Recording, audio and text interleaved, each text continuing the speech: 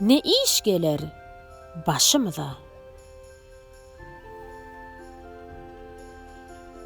Ey yaranlar, bilmek olmaz. Ne iş gelir başımıza?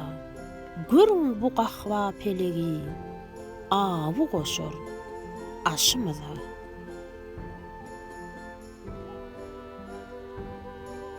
Acal gelir, ağzın açar, inçe bili zemin kuçur. Gülüp gelen, ağlap geçer, rehmetmez göz yaşımıza.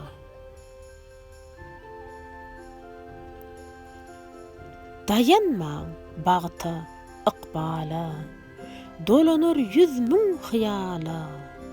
Igtibar yok, gence, mala, dünya mengzer, düşümüze.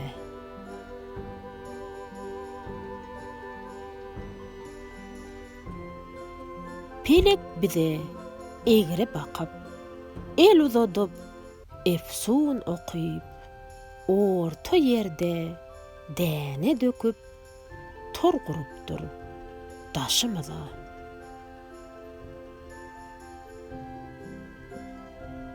Mağıtım guli, barsan mundan, hayır şer sorarlar senden.